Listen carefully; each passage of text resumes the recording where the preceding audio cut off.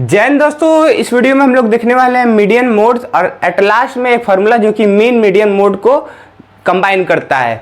इस दोनों टॉपिक जो है हमारा मीडियन और मोड जो है वो बेसिकली छोटे टॉपिक है, लेकिन इसके अंदर सब टॉपिक जो है वो थोड़े से अच्छे हो जाते हैं।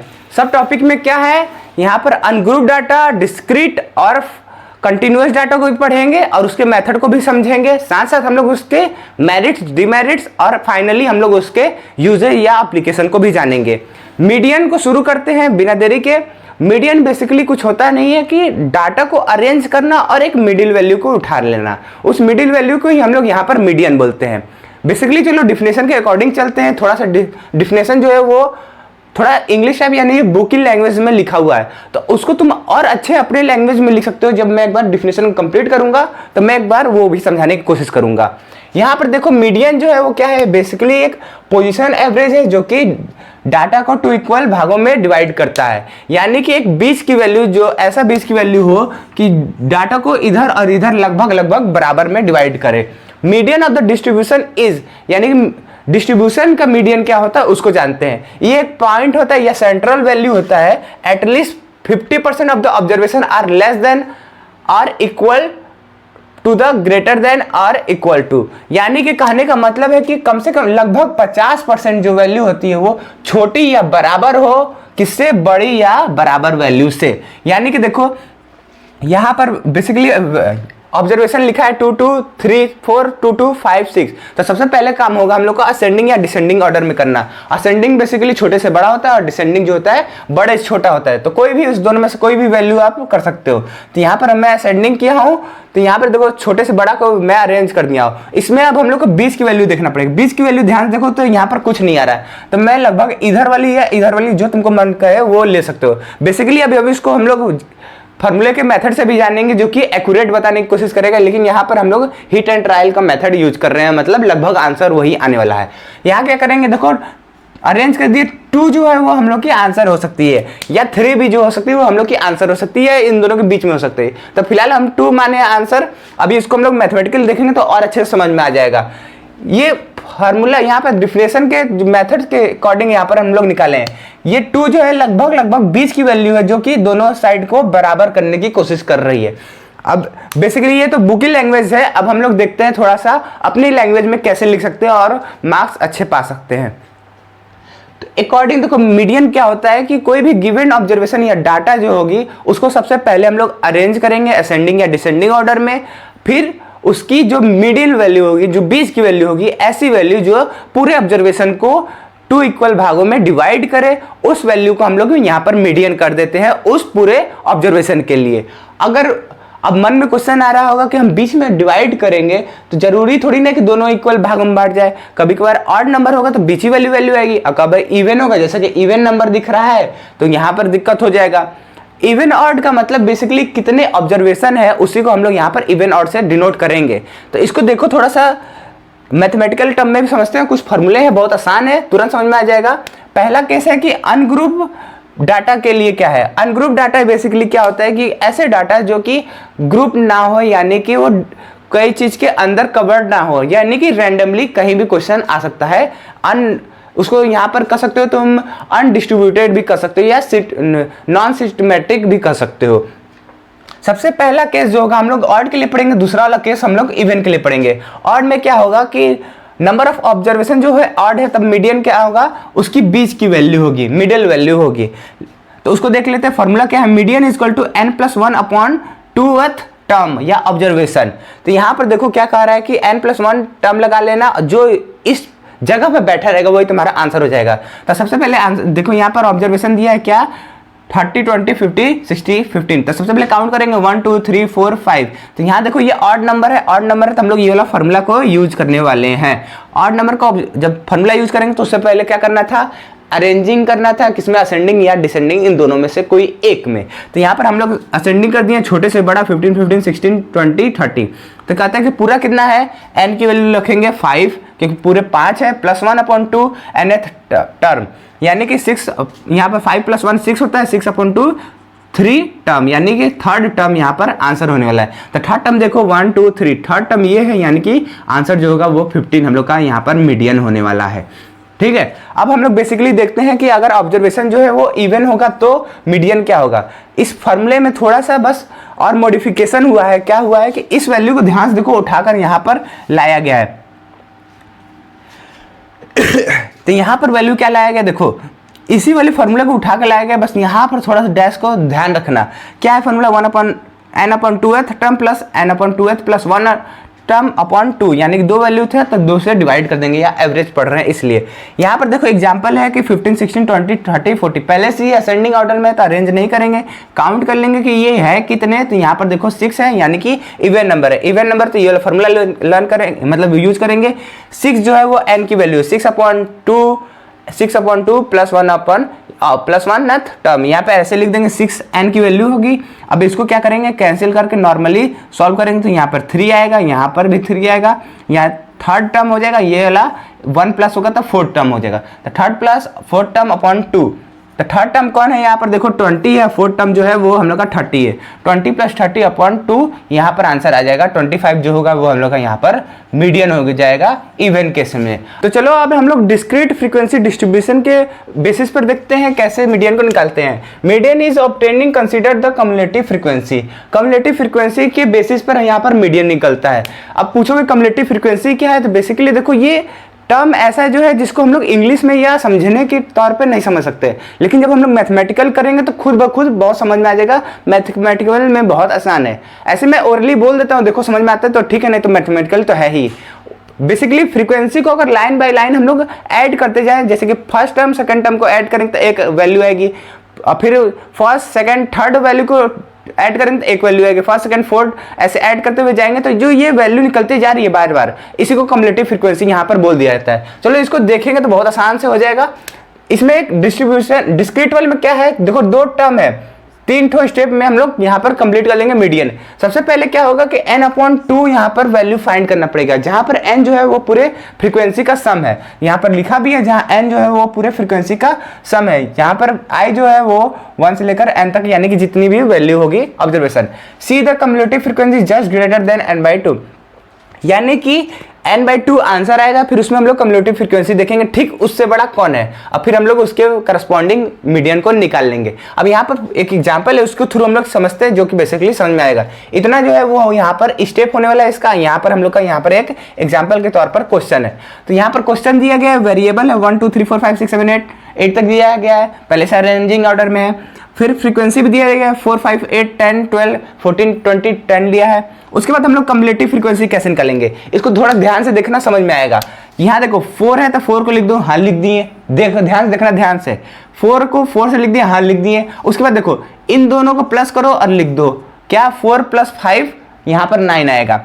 ठीक ऐसे ही अब इसको थोड़ा सा अच्छे से समझने के लिए क्या करोगे, तुम ऐसे नहीं समझ रहे तो ऐसे भी बनाकर अपने से कर लेना। देखो क्या पहला टर्म वैसे के वैसे लिखो, दूसरा वाला टर्म 5 + 4 9 होता है, फिर 9 में यहाँ पर ऐड कर दो, क्या 8 ऐड कर दो, 14 होता है, सॉरी 17 होता है। 17 में 10 ऐड कर दो, क्या 27 होता है। 27 में 12 ऐड कर दो, 39 होता है। 39 में 14 ऐड कर दो, 53 होता है। 53 में 20 ऐड कर दो, 73 होता है। 73 में 10 ऐड कर दो, 83 होता है। यानी कि टेढ़े में ऐड करते हुए जाना है और आगे लिखते जाना है। यही हम लोग का कम्युलेटिव फ्रीक्वेंसी है। यहाँ पर वैसे पहले भी बता चुका हूँ और आएगा आगे भी, तो उसमें भी बता दिया जाएगा। यहाँ पर देखो नंबर ऑफ अब यानी फ्रीक्वेंसी कितना है, यानी कि 4 + 5 + 10 8 + 10 + 12 + 14 + 20 + 10 को जब हम लोग यहाँ पर ऐड करेंगे तो ग्रेटर जो होगा कैपिटल N होगा वो समेशन ऑफ fi होता है, और पूरे जब सम करेंगे तो यहाँ पर 83 आने वाला है, जो कि हम लोग यहाँ पर ध्यान से देखो तो कम फ्रीक्वेंसी को ऐड करते हुए गए हैं तो 83 यहाँ पर आंसर लिख देंगे। अलग से ऐड करने की जरूरत नहीं है, क्योंकि इसको ही हम लोग ऐड करते जा रहे हैं तो 83 यहाँ पर आ जाएगा। अब क्या करना है, पहला स्टेप जो था वो n/2 निकालना था, तो n/2 के लिए 83/2 कर देंगे, 83/2 कर देंगे तो आएगा 41/5। यहाँ पर ये वैल्यू आ गया। अब क्या करेंगे, कम्युलेटिव फ्रीक्वेंसी ठीक इससे बड़ा, यानी कि 41.5 से बड़ा कौन है, यहाँ पर 39 50 53 जो है 41.5 से बड़ा है, तो इसके ही वैल्यू के करस्पॉन्डिंग हम लोग अपने मीडियन को निकालेंगे। तो यहाँ पर करस्पॉन्डिंग वैल्यू जो होगी वो क्या होगी, देखो ध्यान से ऊपर जाते जाओ तो यहाँ पर मिल रहा है 6, यानी कि 6 जो होगा वो हम लोग का मीडियन हो जाएगा। इसको पूरा लिखना, हाँ शॉर्ट टर्म में नहीं लिखना, जब एग्जाम में लिखना या नोट्स में भी एक बार लिख लेना। अब देखते हैं हम लोग कंटिन्यूअस फ्रीक्वेंसी टर्म में क्या आता है। सब कुछ यही है, बस थोड़ा सा इसमें एक फार्मूला जो है उसको यूज कर दिया गया इंट्रोड्यूस करते हुए, यहाँ पर थोड़ा सा इसको लेंदी बना दिया गया है। लेंदी के नाम पे बस इतना ही है, थोड़ा सा अभी देखेंगे इसको, बस फार्मूला में पुट करना है। क्या करना है कि class corresponding to the cumulative frequency just greater than n/2 is called the median value, median class, and value median is the obtained by the formula। यानी कि देखो कम्युलेटिव फ्रीक्वेंसी निकाल लेंगे और वो क्या होगा n/2 से जस्ट बड़ा होगा। उसी कम्युलेटिव फ्रीक्वेंसी का अगर क्लास इंटरवल देखेंगे तो वो हम लोग का क्लास इंटरवल जो होगा वो मीडियन क्लास कहलाने लगेगा। फार्मूला उसका कुछ इस तरीके का है, मीडियन जो है वो L प्लस H/F ब्रैकेट में n/2 माइनस कम्युलेटिव फ्रीक्वेंसी, जहां पर L जो है लोअर लिमिट है, H जो है वो वेथ है, यानी कि जो इसका क्लास इंटरवल दिया गया उसका कितना वेथ है, F जो है वो फ्रीक्वेंसी है मीडियन क्लास का, और CF जो है यानी कम्युलेटिव फ्रीक्वेंसी जो है वो प्रीसीडिंग मीडियन के पिछले वाले क्लास का है। इसको हम लोग बेसिकली अभी जब यहाँ पर एग्जांपल के थ्रू समझेंगे तो और अच्छे तरीके से समझ में आने वाला है। तो क्वेश्चन कुछ इस तरीके का, यहाँ पर क्लास इंटरवल दिया हुआ है, फिर क्लास इंटरवल के करस्पॉन्डिंग तुमको यहाँ पर फ्रीक्वेंसी दी गई है, फ्रीक्वेंसी के बाद हम लोग कम्युलेटिव फ्रीक्वेंसी निकालें। जैसे यहाँ पर कम्युलेटिव फ्रीक्वेंसी निकालें, ठीक है, यहाँ पर भी कम्युलेटिव फ्रीक्वेंसी निकालें। क्या किए हैं, पहले टर्म को लिख दिए हैं, फिर दूसरे टर्म को यहाँ पर ऐड किए हैं, तो 10 + 20 30, फिर ऐड कर दिए हैं 30 + 30 60, फिर ऐड कर दिए हैं तो 60 + 40 100, 100 + 50 फिर 150, फिर इसको 150 में 60 प्लस किए तो 210 आ गया। यानी कि ध्यान से देखो, ये जो वैल्यू प्लस करोगे तो इसकी वैल्यू भी कितना आने वाली है 210 करके चाहो देख लो, क्योंकि ऑलरेडी वही चीज़ तो ऐड होते जा रहा है। तो यहाँ पर n की वैल्यू जो होगी वो 210 आएगी। तो देखो यहाँ पर n की वैल्यू है 210 आ गई। अब हम लोग को फॉर्मूला में क्या दिया है, n/2 दिया है, तो n/2 निकालेंगे। उसके बाद lower limit sorry lower limit क्या है, यहाँ पर देखो सबसे पहले देखो जो n/2 है 105 है, 105 से ठीक जस्ट ग्रेटर देन वैल्यू खोजो। 105 से जस्ट ग्रेटर देखो कम्युलेटिव फ्रीक्वेंसी में कौन है, 100 से जस्ट बड़ा, यानी 105 से जस्ट बड़ा, यानी कि ये ही 150 आने वाला है। 100 नहीं आएगा क्योंकि 105 से छोटा है। तो ये वैल्यू जो होगी वो हम लोग की क्लास इंटरवल होने वाली है, यानी कि मीडियन क्लास होने वाली। इस क्लास को हम लोग कहेंगे कि ये क्या है, मीडियन क्लास है, ये हमारा मीडियन क्लास है। अब इस मीडियन क्लास का ये L क्या कह रहा था, L जो है लोअर लिमिट है मीडियन क्लास का, तो लोअर लिमिट ये है 40 और हायर मीडियन है जो है वो 50 है, यानी कि 40 जो होगा यहाँ पर आंसर लिख देंगे। अब इसी के करस्पॉन्डिंग देखो फ्रीक्वेंसी कितना है 50 है, देखो इसी के करस्पॉन्डिंग देखो 50 जो है वो उसका फ्रीक्वेंसी दिया गया है। अब H जो है वेथ है, यानी कि इसकी मोटाई कितनी है 10 50, यानी कि 50 - 10 करोगे, 50 - 40 करोगे तो कितना आएगा 10 आने वाला है, तो वेथ जो है 10 होने वाला है। अब देखो यहाँ पर CF जो है वो कम्युलेट यहाँ पर क्लास होगा मीडियन का, लेकिन उसके जस्ट प्रीसीडिंग वाला होगा, यानी कि ये वाला हम लोग क्लास मीडियन क्लास चल रहा है, हाँ चल रहा है, ठीक इससे पिछले वाला प्रीसीडिंग का मतलब होता है पहले, ठीक इसके पहले वाला कितना कम्युलेटिव फ्रीक्वेंसी 100, तो यहाँ पर 100 रख देंगे। यानी कि ओवरऑल फार्मूला में हर जो चीज़ होगा वो मीडियन क्लास से होगा, लेकिन जो कम्युलेटिव फ्रीक्वेंसी की वैल्यू होगी ठीक मीडियन क्लास के पहले की वाली की वैल्यू होगी। मीडियन क्लास वो क्लास होती है जहाँ पर हम लोग की यहाँ पर n/2 की value just greater cumulative frequency से आता है, उसी क्लास इंटरवल में यहाँ पर लाइक करता है। अब बेसिकली हम लोग इसको चलो फार्मूले में पुट करके देखते हैं तो क्या आंसर आने वाला है। तो फार्मूला हम लोग का कुछ ऐसे था median equal to L + H/F bracket में था n/2 माइनस कम्युलेटिव फ्रीक्वेंसी, ये फार्मूला था, हाँ यही फार्मूला है, ठीक है। अब देखो लोअर लिमिट जो हम लोग का कितना आया है 40 आया है, प्लस H जो है हम लोग का कितना है, H जो है हम लोग का 10 है, फ्रीक्वेंसी जो है वो 50 है, ब्रैकेट में n/2 जो कितना है, इसको लिखने की जरूरत नहीं है, डायरेक्ट हम n/2 लिख देंगे। यहाँ पर 105 आने वाला है, कम्युलेटिव फ्रीक्वेंसी 100 आने वाली है। तो इसको सॉल्व करेंगे तो कितना आएगा 40 प्लस इसको इससे कैंसिल कर देंगे तो 1/5, और यहाँ पर 100 से तो यहाँ पर 5 आ जाएगा। जब ये ब्रैकेट में मल्टीप्लाई में तो 5 कैंसिल हो जाएगा, यानी कि 40 + 1 = 41। यहाँ पर आंसर जो है आपका यहाँ पर मीडियन आने वाला है। ये तीनों केस हो गए। अब हम लोग यहाँ पर आगे बढ़ते हैं अपने वीडियो के। हम लोग देखते हैं मेरिट और डिमेरिट अपने मीडियन का। ध्यान से बेसिकली जब इस पॉइंट्स को पढ़ोगे तो ये याद दिलाएगा आपको मीन का, यानी कि जैसे मीन के बेसिकली मेरिट और डिमेरिट होते हैं, उसमें हम लोग कुछ ऐसे टर्म यूज किए जो यहाँ पर यूज किए हैं, और साथ साथ हम लोग जब मोड पढ़ेंगे तो उसमें भी हम लोग इसी टर्म का यूज करने वाले हैं जो इसमें बेसिकली है। क्यों ऐसा कर रहे हैं? क्योंकि जो आंसर है वो ज़्यादा आपको मैचिंग मिले, यानी कि लर्न करने में आसानी हो, ज़्यादा डिफिकल्टी ना हो। चाहो तो आप ऑनलाइन और भी देख सकते हो, वो जब डिफिकल्टी लेवल जो बढ़ेगा तो आपको याद करने में दिक्कत होगा, क्योंकि उतने मार्क्स में तो ये आता नहीं है ना। इसलिए देखो बेसिकली मीडियन जो है वो हमारा रिजिड होता है, यानी कि इसमें एक बार डिफाइंड हो गया तो वो उसका आंसर हो जाने वाला है। इसको आराम से आप, it is easy to understand any easy to calculate, यानी कहते हैं कि इसको आराम से समझा जा सकता है और इसको आराम से कैलकुलेट भी किया जा सकता है। It is not at all affected by extreme value, extreme value पे ये अफेक्ट करने वाला नहीं है, यानी कि ढेर सारी ऐसी वैल्यू मान लो तो इसमें मीडियन हम लोग कैसे निकालते थे? मीडियन तो हम लोग डायरेक्ट बीच की वैल्यू से देख के निकाल लेते थे, इसलिए यहाँ पर जो एक्सट्रीम वैल्यू आखिरी की वैल्यू होता है उससे यहाँ पर अफेक्ट होने वाला नहीं है। फोर्थ वाला देखते हैं, it can be calculated for the distribution without open and classes, यानी कि अगर ये जो डिस्ट्रीब्यूशन है अगर ओपन एंड क्लास भी होगा तो यहाँ पर वैल्यू निकल जाता है। यानी कि ध्यान से देखो, अगर यहाँ पर 0 10 ऐसे कभी कभार देखे होगा तो यहाँ पर मिला होगा, यहाँ पर ओपन लिखा रहता है, यहाँ पर 10 से 20, 20 से 30, फिर करते हुए ऐसे मान लो कि 50 से यहाँ पर ओपन लिख दिया गया है। तो यहाँ पर देखो इससे कोई इफेक्ट होने वाला नहीं है, क्योंकि हम लोग की वैल्यू तो बीच में होती है, अधिकतर मैक्सिमम टाइम जो है बीच में या इस साइड में यहाँ इधर लाइक कर जाती है, तो उससे इफेक्ट नहीं होने वाला है। अब यहाँ पर डिमेरिट ऑफ द मीडियन देख लेते हैं। क्या कहता है कि in case of the even number of observation median can not be calculated exactly.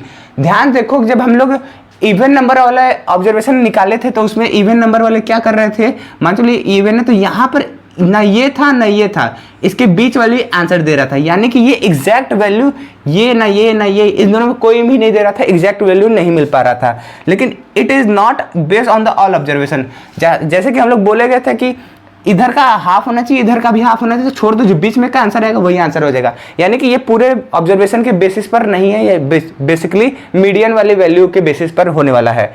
It is not suitable to algebraic treatment, यानी कि ये आगे फर्दर जो होता है, हम लोग अगर चाहो तो यहाँ पर कुछ वैल्यू है, यहाँ पर मीडियन निकालिए, और फिर दूसरा बंदा कोई आता है कहता है कि कुछ इसमें और डाटा जो था वो छूट गया है, उसमें डाटा ऐड कर लो, तो इधर मान चलो हम लोग ऐड कर लिए, कुछ इधर ऐड कर लिए, तो यहाँ पर देखोगे एक तरफ ज़्यादा ऐड मान लो कर दिए, तो यहाँ पर जो वैल्यू है उसको हम लोग इसको फर्दर नहीं ट्रीट कर सकते, इसको फिर से हम लोग को निकालना पड़ेगा आंसर इसका, क्योंकि डाटा जो है कुछ ऐड हुआ है। लेकिन वहीं पर मीन वाले में जो था, अगर डाटा ऐड होता है तो उसको हम लोग बेसिकली उसमें फर्दर एल्जेब्रिक ट्रीटमेंट कर सकते हैं, यानी कि नॉर्मली प्लस माइनस कर सकते हैं।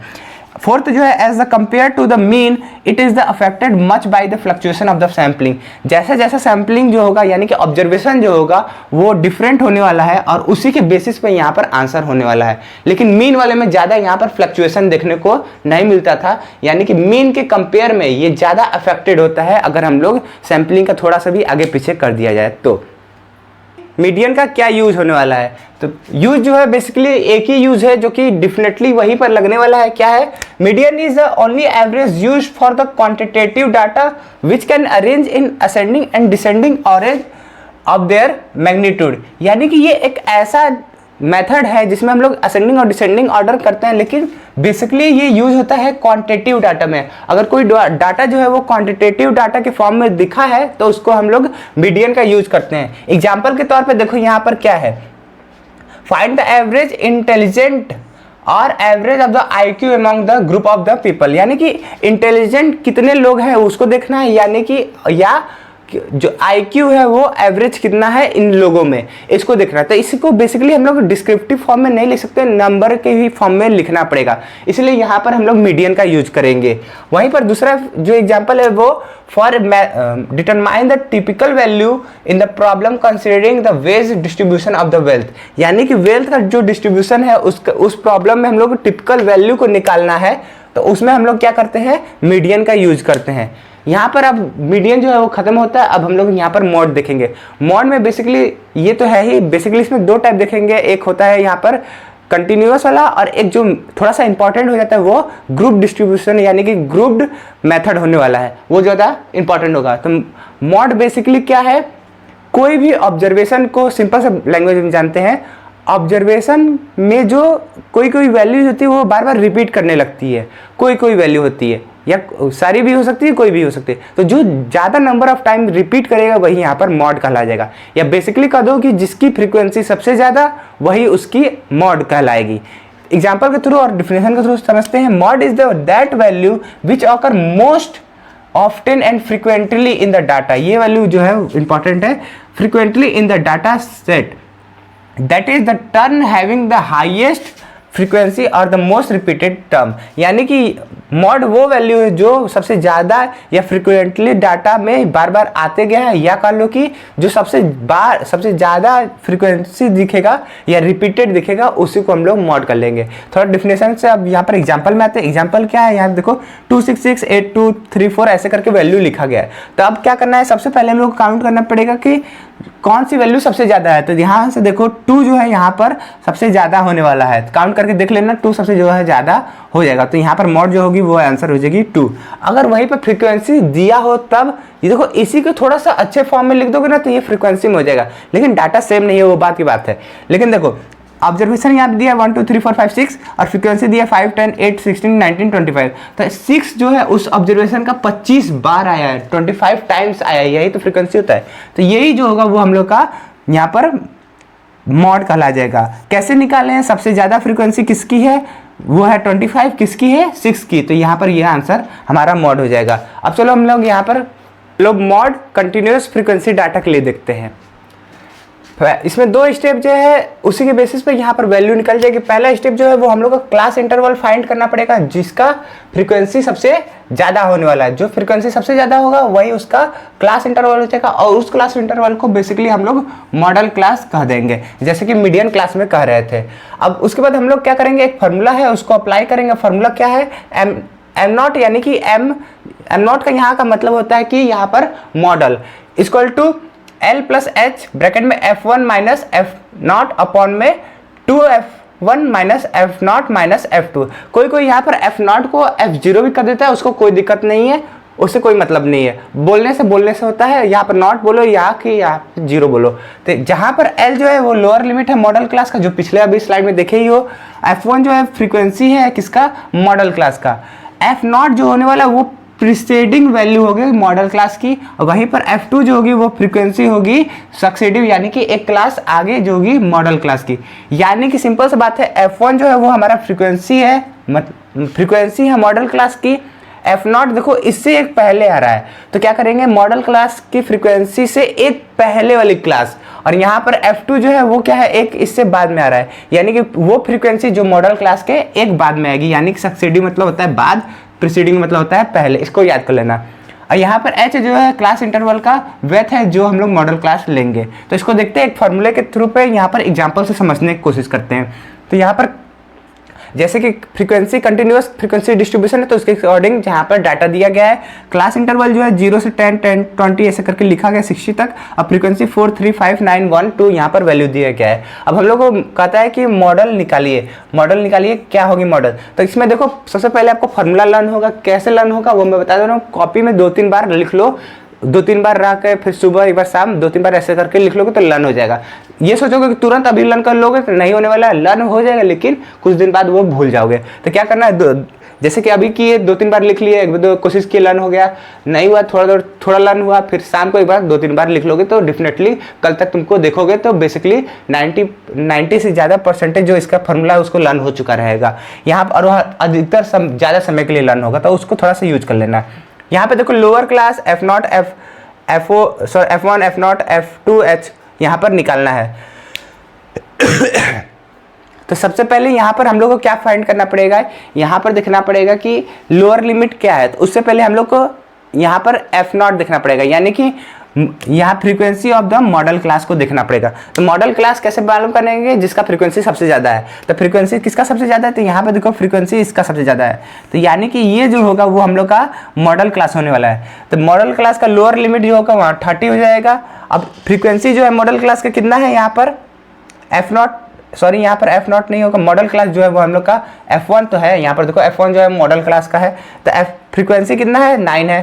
ठीक इसी मॉडल क्लास के पहले वाले फ्रीक्वेंसी कितना है, यहाँ पर 5 है। ठीक इसके बाद वाली फ्रीक्वेंसी क्या है, यहाँ पर 1 है, और विड्थ जो इसका मोटाई जो है वो हम लोग का 10 है। तो क्या करेंगे, अब इस वैल्यू को उठाकर इसमें पुट करेंगे। तो यहाँ पर 30 है और यहाँ पर h जो है 10 है। f1 जो है वैल्यू हम लोग का 9 माइनस 5 अपन में 2, f1 कितना है, यहाँ पर 9 है, मल्टीप्लाई यहाँ पर 9 माइनस 5 माइनस 1। इसको सॉल्व करेंगे जहाँ पर, तो हम लोग का आंसर आ जाएगा। सॉल्व कैसे करेंगे, यहाँ पे देखो 30 आ जाएगा प्लस यहाँ पर आपका 4, यहाँ 40 आ जाएगा, और देखो इसको 4 आ गया और इसमें मल्टीप्लाई कर दिए तो 40 आ गया। यहाँ पर 18 माइनस 6, यानी कि यहाँ पर आप तुम देख लोगे तो 30 प्लस 40 अपॉन 6 माइनस करोगे तो 12। इसको जब सॉल्व करोगे तो यहाँ पर देख सकते हैं कि आंसर कितना था तुम्हारा 13, कुछ ऐसा करके आ रहा है 100/3, यानी कि 33.333 करके आंसर आ रहा है। यहाँ पर सॉल्व हुआ है, डायरेक्ट क्या हो तुम बेसिकली करके देख लोगे तो वही आंसर आएगा। तो इसको आगे अब चलो हम लोग देखते हैं थोड़ा सा और डीप में, जो कि इंपॉर्टेंट होने वाला है। तो ग्रुपिंग मेथड को देखते हैं, जो कि मोड का ही एक मेथड है। इस ग्रुपिंग मेथड को हम लोग कहाँ कहाँ लगाएंगे उसको भी देख लेते हैं। यहाँ पर 3 केसेस है, इन तीनों केसेस में हम लोग ग्रुपिंग मेथड का लगाने वाले हैं। अगर जो मैक्सिमम फ्रीक्वेंसी है वो रिपीटेड हो जाए, मॉड में मैक्सिमम फ्रीक्वेंसी रहता था तो हम उसको मॉड बोल देते, लेकिन वही फ्रीक्वेंसी अगर कई ऑब्जर्वेशन में होगा तब कैसे करेंगे, वो ग्रुपिंग मेथड के मदद से करेंगे। अगर मैक्सिमम फ्रीक्वेंसी जो है वो वेरी बिग हो और या डिस्ट्रीब्यूटेड इंड पर हो, यानी कि वैल्यू जो है वो लास्ट में होगी या अच्छे से बताई नहीं गई होगी, तब हम यहाँ पर ग्रुपिंग मेथड का यूज करेंगे। और लास्ट नॉट लीस्ट इरेगुलेटरी डिस्ट्रीब्यूशन होगा तब हम लोग यहाँ मॉड को ग्रुपिंग मेथड से करेंगे। अब इरेगुलेटरी डिस्ट्रीब्यूशन क्या है, यहाँ पर देखो एक एग्जांपल के थ्रू समझ में आ जाएगा, जो कि बेसिकली बहुत आसान है।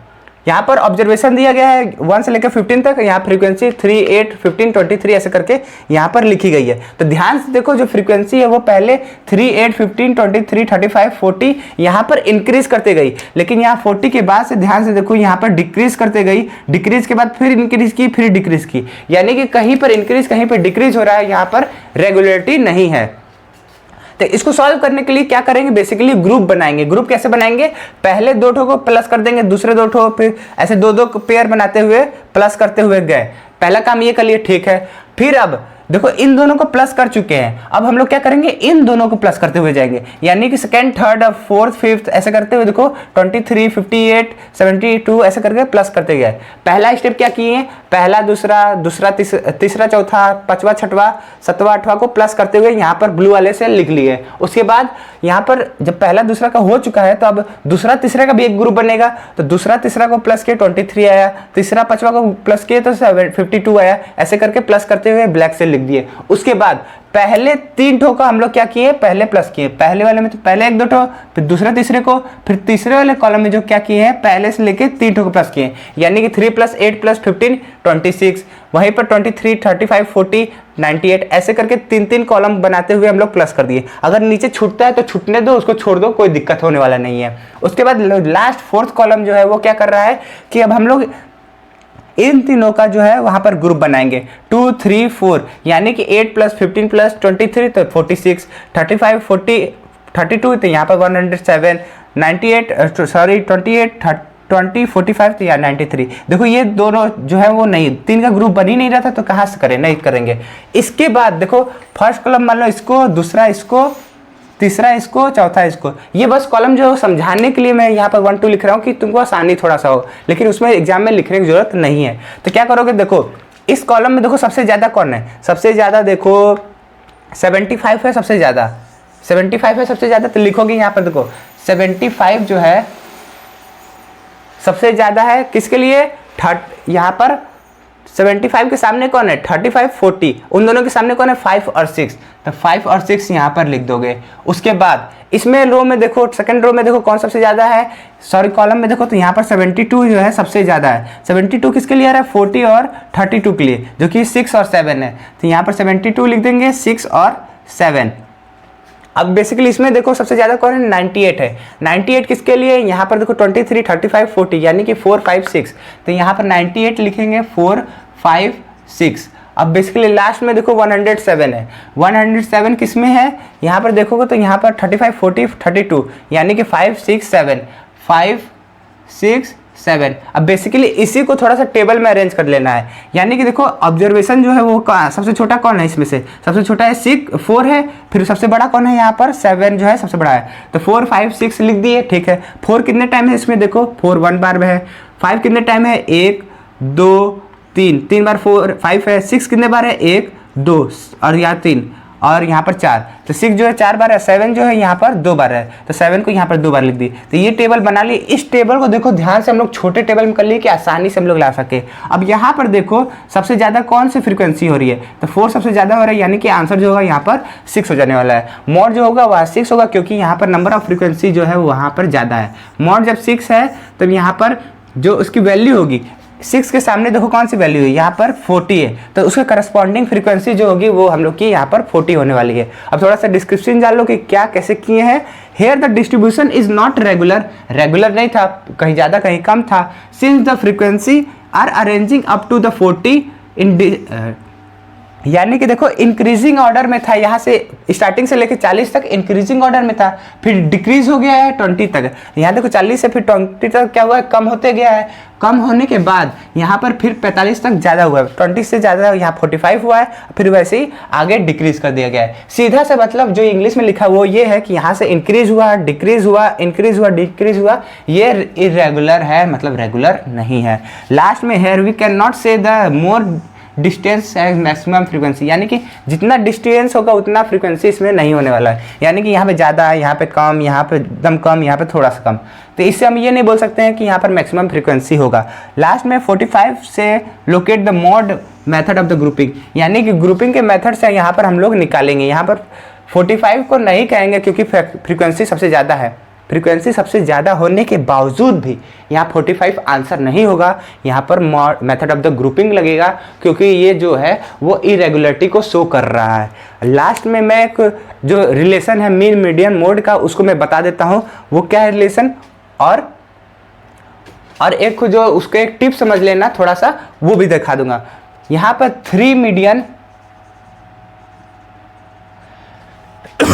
Sorry 3 median mode plus 2 mean, ये एक जो है फॉर्मूला होने वाला है। किसका फॉर्मूला है, ध्यान से देखोगे तो यहाँ पर मीडियन और मोड और मीन तीनों का यहाँ पर रिलेशन होने वाला है, यानी कि मीडियन को 3 बार मल्टीप्लाई करो और मोड इक्वल टू हो जाएगा मोड 2 मल्टीप्लाई मीन के, यानी कि 2 वैल्यू दे देगा, तीसरा वैल्यू पूछ लेगा, तो इस मेथड से कर लेना है। एक और जो टिप्स के तौर पर मैं बता दे रहा हूँ वो क्या है कि अगर आपको ऐसी वैल्यू दिख जाए, कैसी, जब हम लोग यहाँ पर लिखते हैं एक समेशन ऑफ xi, यानी कि summation xi minus a equal power पर 2, यानी कि ये देखो xi ऑब्जर्वेशन है और a जो है हम लोग का अज्यूम मीन होता है। तो इसमें हम लोग क्या कहते हैं कि जो हम लोग का मीन होगा वो मिनिमम होने वाला है जब हम लोग अज्यूम मीन को उसके x बार के बराबर करने वाले हैं, यानी कि जो minimum mean if assume mean जो होगा x बार के बराबर होगा, यानी अज्यूम मीन जो है वो मीन के बराबर हो जाएगा, तो ये चीज़ जो होगा वो मिनिमम मीन के बराबर होने लगेगा। वही मोड के लिए क्या फॉर्मूला होता है, यहाँ पर देख लो, यहाँ पर xi माइनस अज्यूम, यहाँ पर स्क्वायर नहीं होता, यहाँ पर बोल देंगे मिनिमम मोड। ये कब होगा, जब यहाँ पर a जो होगा x बार के बराबर होने वाला है तब। तो यहाँ पर देख लोगे ये जो 2 थोड़ा सा टिप्स के तौर पे इसको बस लर्न कर लेना है, ऊपर ही ऊपर ज़्यादा इसमें डिप नहीं जाना है। और साथ में ये वाली जो वैल्यू होती है इसका मतलब क्या होता है, जब अज्यूम मीन जो है x बार के ऊपर आ जाएगा तो यहाँ पर अज्यूम की जगह x बार आ जाएगा और ये वैल्यू का सम जो है x बार आएगा। तो बेसिकली ये कर सकते हो कि इसकी वैल्यू जो है मीन जो होती है वो 0 के बराबर होती है। तो यहाँ पर हम लोग का मीडियन मोड कंप्लीट होता है।